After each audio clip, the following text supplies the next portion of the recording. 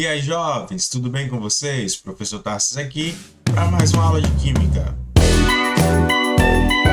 Iniciando aqui mais uma aula para vocês, hoje vamos para o nosso segundo modelo atômico, a nossa segunda revolução científica no pensamento do que é o átomo. Continuamos aqui com nossa introdução à química, né? Nossas aulas de introdução à química para que podemos entender o básico e aprofundarmos à medida do possível. Então, vamos agora falar sobre a teoria atômica, no caso, o modelo atômico de Thomson. J.J. Thomson, mais conhecido como Joseph John Thomson, foi um físico britânico conhecido pelas suas contribuições na física atômica e a eletrônica. Inclusive, eu o considero aqui o pai do mundo moderno, porque as suas descobertas e os seus estudos, e principalmente no desenvolvimento atômico que ele proporcionou, deu início ao mundo que nós vivemos hoje, né? O entendimento da eletricidade, do uso da eletricidade e como ela se comporta no meio material. Ele ganhou o Prêmio Nobel da Física em 1906 e foi um grande professor. No final do século XIX, ainda estava solidificado e muito bem, por sinal, o modelo atômico de Dalton, né? Em que a matéria era o nosso objetivo principal, né? A manipulação material ainda era o que atendia às tecnologias da época. Porém, tinha um movimento muito grande para entendermos a eletricidade, a luz, né? Vale aqui uma aula só sobre eletricidade e eu posso futuramente fazer sobre isso. Alguns nomes, esse fenômeno da eletricidade que estava muito próximo a mudar totalmente o rumo tecnológico daquela época, né? Nós temos Tales de Mileto, William Gilbert, Benjamin Franklin, Galvani, Alexandre Volta, tá? Alessandro Volta, e vários outros nomes que fizeram essa eletricidade surgir, né? Em termos ainda mágicos, né? Uma tecnologia, quando geralmente ela surge e é uma novidade, ela ganha um campo misticístico, né? Então, a eletricidade, e vale aqui até uma curiosidade, que antigamente os eletricistas, né, que conhecemos hoje, eram os mágicos antigamente, né? Os primeiros mágicos lá que usavam a eletricidade como parte do seu show, né? Vários relatos de apresentações para corte inglesa e tudo mais, né? Se chamavam de eletricistas. E esses eletricistas, com seus shows mágicos, né? Utilizando faíscas, tocando fogo através dessa transmissão elétrica, né? Atraindo alguns materiais pela diferença de cargas que hoje conhecemos, né? Naquela época não, como eu disse, ainda estava no campo misticístico, fez a comunidade científica procurar evidências, né, de que aquela energia, por exemplo, era a mesma energia dos raios, era a mesma energia de alguns animais, principalmente aquáticos, que emitiam eletricidade, né, emitiam descargas elétricas. E aí Thomson ele vem para dar uma evidência científica a esse fato, né? E inclusive ele vai descobrir o elétron, né? Ele vai dizer que o átomo agora ele tem uma partícula, que é essa partícula que se movimenta entre os materiais e causa esse fenômeno da eletricidade. E Thomson ele vai pegar essas ideias e até mesmo essas aparições públicas ou essas demonstrações na academia ainda desse fenômeno muito novo, que ninguém ainda conseguia compreender direito, né? Logicamente já havia alguns estudos, por esses que eu falei anteriormente, criando e desenvolvendo os seus primeiros geradores elétricos, prevendo sobre o que seria essa eletricidade. William Gilbert foi quem solidificou, né, o termo eletricidade, Benjamin Franklin com a explicação das cargas e tudo mais, né? E logicamente serviu de base para as ideias de Thomson, né? E para entendermos melhor todas essas tecnologias que foram usadas por Thomson, eu separei algumas aqui para falar para vocês, para que no final a gente possa entender como é que foi feito a demonstração científica e todas as ideias que foram reunidas para a fabricação, vamos assim dizer, do modelo de Thomson, né? Começando aqui, logicamente, pelo norte da nossa aula, né? Pela base da nossa aula, que é a eletricidade. Porque, como eu falei para vocês, ela impulsionou o desenvolvimento tecnológico da época e, portanto, fez com que Thomson movesse a tecnologia, né, e os estudos científicos para desenvolver um método de explicação material, né, sobre a eletricidade, sabendo que era a matéria que transferia essa eletricidade entre os outros materiais ou entre a sua própria matéria. Entendemos um pouco sobre eletricidade, a eletricidade nada mais é do que uma forma de energia. Nós temos, por exemplo, a energia térmica, a energia cinética e, no caso, a energia envolvendo os materiais e projetando esse fenômeno da eletricidade vem do movimento das partículas carregadas. Então, olha só, Thomson ele vai criar a ideia de uma partícula inerente a esse átomo, ou seja, constituinte desse átomo, tá? Onde ela vai poder se mover entre os materiais. E como essa partícula é negativa, essa carga específica vai trabalhar para descobrir essa carga ou para testar que essa carga é negativa e que ela existe, tá? E vai colocar o nome dessas partículas carregadas, no caso aqui, negativa, dos elétrons, tá? E nesse caso, ela vai poder ser observada de várias formas, né? No caso, esses elétrons. Por exemplo, como uma corrente elétrica, um fluxo de elétrons, né, que sai de um material para outro, logicamente um material condutor. Campos elétricos, né, que vão ser uma região, né, que está carregada com essas partículas. E até mesmo fenômenos naturais e de animais, tá? Até mesmo de insetos, né, os vagalumes, alguns peixes aquáticos que emitem eletricidade, a enguia e tudo mais, tá? Vão ser explicados através dessas partículas carregadas, né? Vale lembrar aqui que nós temos uma ideia bem interessante da física, né, que materiais carregados positivamente atraem materiais carregados negativamente e vice-versa, né? Os opostos se atraem. Se eu tenho uma carga positiva, ou se eu tenho um material carregado positivamente, ele vai se atrair por uma carga diferente, ou seja, negativa. E, por exemplo, os ímãs e os atritos que eram causados, né, e a atração entre os materiais se dão através dessa forma. E com essa ideia consolidada do que seria a eletricidade, nessas partículas carregadas que se atraíam, né, por materiais positivos e vice-versa, Thomson ele vai desenvolvendo, né, e construindo o seu pensamento científico para o desenvolvimento do modelo atômico. Um fenômeno usado por Thomson para desenvolver o seu pensamento teórico e suas demonstrações para o modelo atômico do próprio é o magnetismo, né, que é o fenômeno de atração entre materiais. E isso, como já é descoberto que a eletricidade é uma energia de movimentação de partículas, vai se dar por alguns materiais terem ausência de umas partículas, por exemplo, a ausência do negativo, se tornando um material com característica positiva, e outro com excesso de carga negativa, se tornando um material com carga negativa, né? Ou sua composição particular negativa.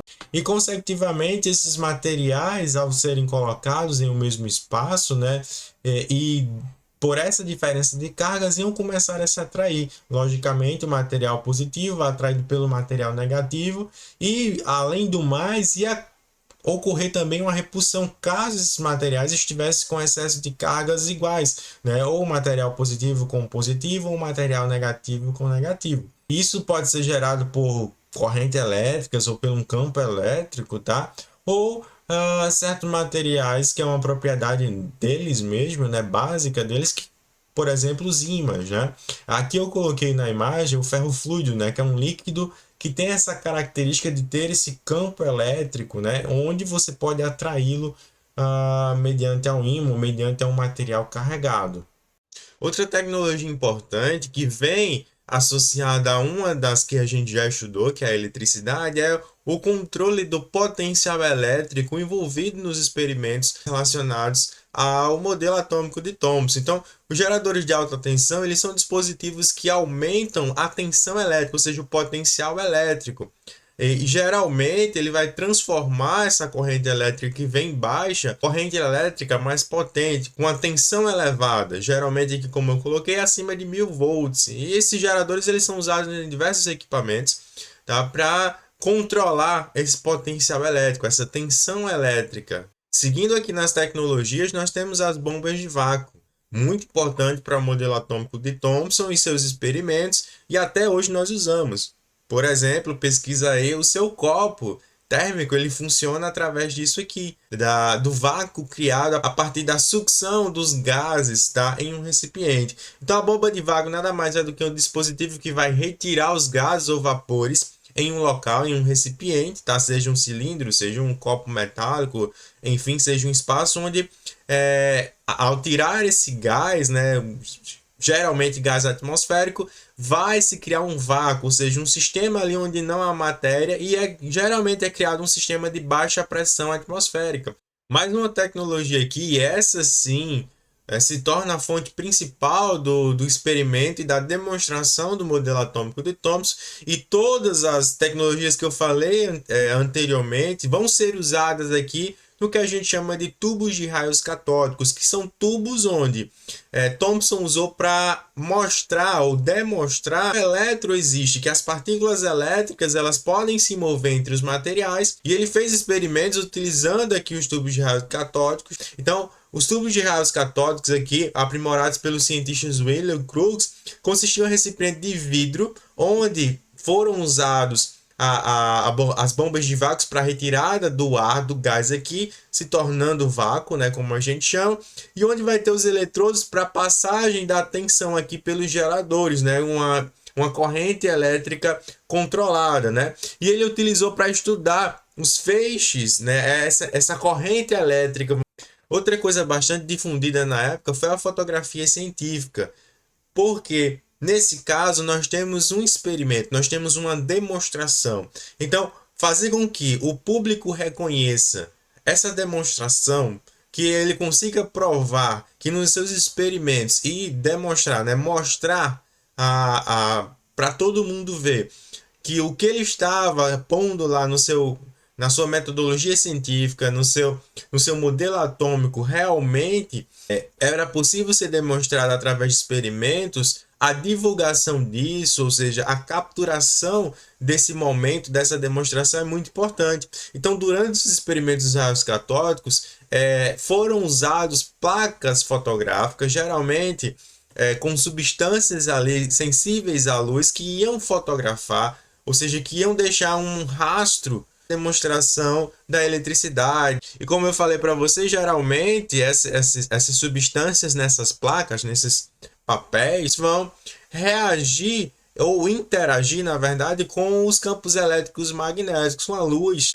Então, depois de todo esse caminho percorrido pelas tecnologias desenvolvidas na época que ajudaram o Thomson a criar o seu demonstrativo experimental para o seu modelo atômico, principalmente na criação de uma explicação sobre como a matéria envolvia a eletricidade básica entre os materiais e todas essas ocorrências que estavam acontecendo para explicar a eletricidade, nós chegamos agora à conclusão ou à construção do dispositivo que vai demonstrar de forma experimental e real e visual a geração de energia elétrica, a geração de uma corrente elétrica, tá, visual, onde era possível demonstrar que o que Thomson pensava sobre o modelo atômico estava correto naquela época, tá? Então, chegamos aqui, vocês estão vendo aí o primeiro dispositivo que provas, tá, dessa radiação. E aqui já vamos iniciar aqui com o nome, né? Como eu falei anteriormente, os tubos de raios catódicos, né? Esses tubos que eram as ampolas de Crookes, tá? Mais conhecida, onde foram acoplados todos aqueles dispositivos que falamos agora. As ampolas foram usadas as bombas de vácuo para retirar o gás ali, e geralmente, como se conhecia na época, nós tínhamos gases que emitiam um feixe específico de radiação, tá? Então, provavelmente aqui foi colocado gás hidrogênio, enfim, um ambiente controlado, né? Por isso que é tirado os gases e colocado só um específico, tá? Nós temos aqui o gerador de alta tensão, nós temos aqui o ânodo e o cátodo, né? Nós temos os polos de geração de energia, onde a energia vai entrar pelo polo negativo e vai ser atraída pelo polo positivo, né? Como eu expliquei para vocês em relação à atração das cargas. E aí, à medida que Thomson ligou esse gerador com todo esse dispositivo que eu expliquei para que foi possível visualizar, eu acho que vocês estão conseguindo ver aqui no slide, um feixe, através das, logicamente tem placas aqui que ajudam a visualização desse raio, tá? Nós temos aqui, ó, um raio criado, tá? Um feixe luminoso, tá? Nesse dispositivo chamado de raio catódico, por isso que tubos de raio catódicos, né? Como foi conhecido esse dispositivo, porque é possível visualizar aqui a transmissão elétrica, tá? Ou seja, o feixe luminoso do raio gerado pelos átomos desse gás, tá? Em alta tensão, ou seja, é colocado um gás, esse gás ele vai receber eletricidade e essa eletricidade vai fazer com que algumas partículas atômicas, tá? Ou seus átomos ficassem energizados e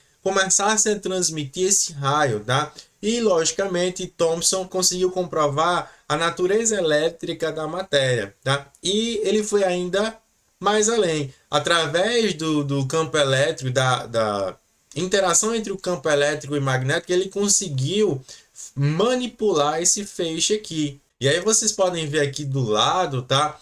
Que esse feixe, ele tem uma característica específica de atração eletromagnética. Então ele usou os ímãs aqui, né, que vai gerar para a gente um campo magnético, onde ele percebeu que o polo positivo magnético aqui do ímã, né, esse feixe luminoso, esse feixe que a gente chama aqui de raio catódico, ele foi atraído, tá, pelo lado positivo do ímã. Tá? Fazendo com que aqui, pela ação magnética, Thomson atestasse que esse produto aqui elétrico era de carga negativa. Tá? Esse feixe criado aqui através do raio catódico, essa natureza elétrica aqui da matéria, tinha um valor negativo. E além dessa interação magnética que Thomson utilizou para demonstrar a natureza elétrica, tá? Onde esse feixe ele se fazia por partículas negativas, onde ele apelidou isso de corpúsculos e mais para frente a gente chamou de elétrons, ele também verificou que esses corpúsculos, essas partículas, elas também tinham massa, tá? Porque não nesse aqui, mas tem outros experimentos que você pode pesquisar aqui, mas eu acho que não faz necessário aqui eu usar outra imagem. Ele percebeu que era possível mover uma ventoinha com esse feixe. Tinha tipo uma hélice de ventilador lá, onde quando ele passava esse feixe, essa hélice se movia, tá? Na direção em que o feixe passava lá. Então ele percebeu a natureza elétrica da matéria, né? Ele demonstrou que existia essa natureza elétrica. Além disso, ele percebeu que essa natureza elétrica tinha massa, tá? E como eu falei aqui, ele chamou de corpúsculos, que mais provavelmente, mais para frente, a gente chamou de elétrons, né? O interessante é que, além de toda essa descoberta de como demonstrar, tá, a natureza elétrica da matéria, de como manipular através do campo magnético esse raio, né? Agora eu vou chamar de raio catódico, já que nós vimos todo o dispositivo ali formado. Ele também conseguiu calcular uma relação entre carga e massa.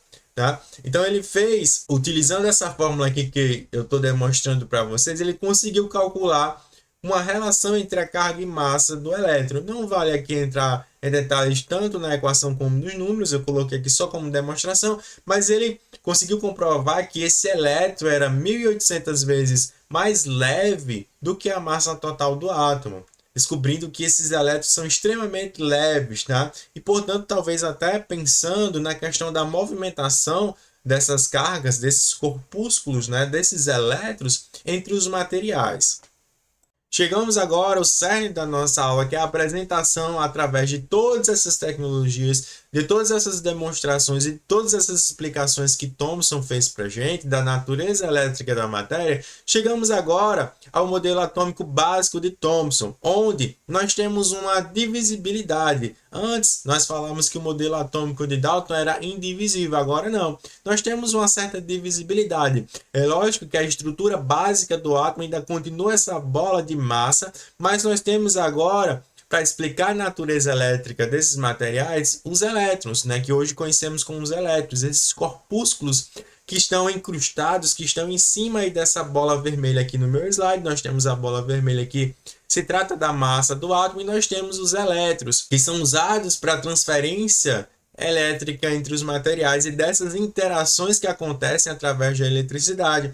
Então, de forma geral e analisando tudo que passamos aqui na nossa aula, nós temos agora um novo modelo atômico que vai explicar essas demonstrações que foram feitas através do tubo de raios catódicos e vai explicar a natureza elétrica do material. Esse modelo aqui foi conhecido como modelo do pudim de passas, tá? Por semelhança de uma sobremesa bem famosa aqui na época de Thomson, né?